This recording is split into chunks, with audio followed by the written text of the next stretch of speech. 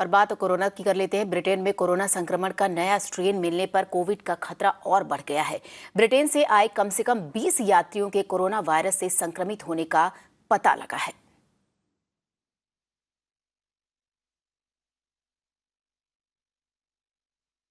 तो ये कहीं न कहीं एक चिंताजनक बात है कि ब्रिटेन में जो कोरोना का ये नया संक्रमण नया स्ट्रेन आया है, उसकी वजह से बाकी देशों में भी, जो दुनिया के दूसरे देश हैं, उनमें भी ये जो चिंता है वो बढ़ गया है।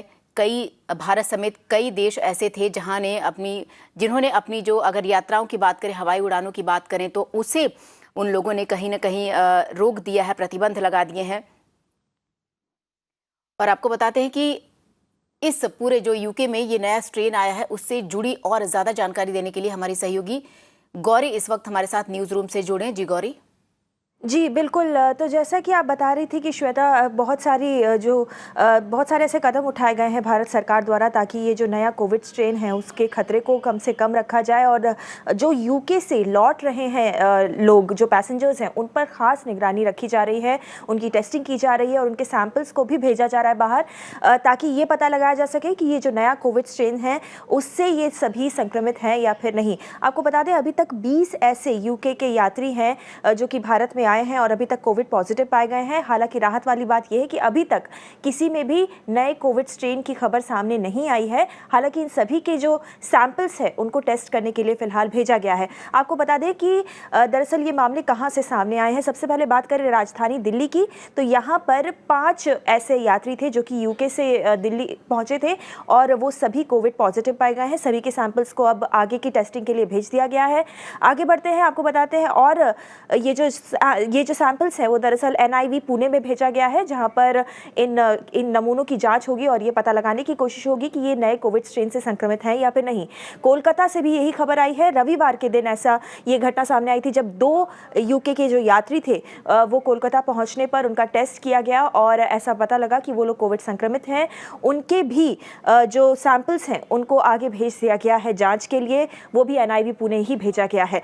अभी तक वो जाँच रिपोर्ट सामने नहीं आई है। चेन्नई से भी ये मामला सामने आया था।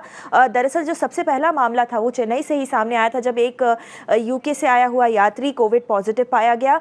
इनके भी जो सैंपल्स हैं उसको भेज दिया गया है national institute of virology Pune, जहां पर इनके नमूनों की जांच होगी। अमृतसर से भी ये खबर आ रही है कि 8 ऐसे यात्री जो कि यूके से लौटे थे उनको भी कोविड पॉजिटिव पाया गया है। तो जैसा कि देख रहे हैं आप, इन सभी के जो नमूने हैं वो सभी अभी भेज दिए गए हैं NIV पुणे, वहाँ पर आगे की जाँच चल रही है। अहमदाबाद से भी खबर आई है, 4 ऐसे यात्री जो कि यूके से लौटे थे उनको कोविड संक्रमित पाया गया है।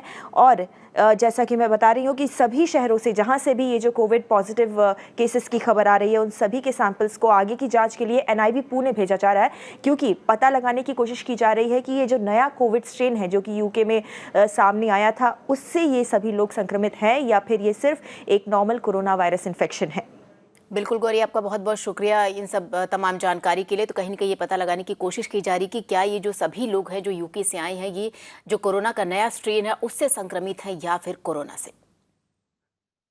और आपको ये भी बता दें कि ICMR और नेशनल एड्स रिसर्च इंस्टीट्यूट ने कहा है कि अब तक जिन संक्रमित लोगों के सैंपल टेस्ट किए गए हैं उसके मुताबिक भारत में अभी कोरोना का नया स्ट्रेन नहीं मिला है। नेशनल एड्स रिसर्च इंस्टीट्यूट के डायरेक्टर डॉक्टर समरन पांडा ने यह भी कहा है कि फिलहाल ये बताने के लिए पर्याप्त साइंटिफिक एविडेंस नहीं है कि कोविड वैक्सीन संक्रमण के नए स्ट्रेन के खिलाफ कामयाब नहीं होगी।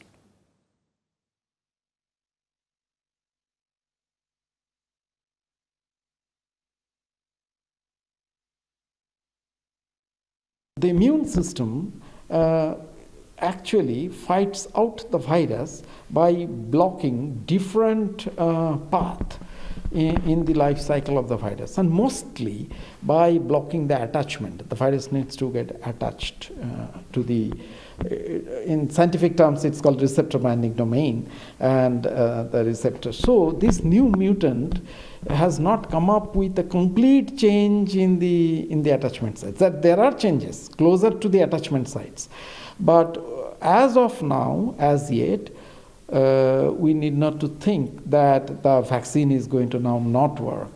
There is no such indication like that. So I won't say that it would be too premature to think like that. Oh, so much of effort for vaccine development is going to all, fall apart. No, there is not enough scientific evidence as yet to say that the vaccine is going to fail.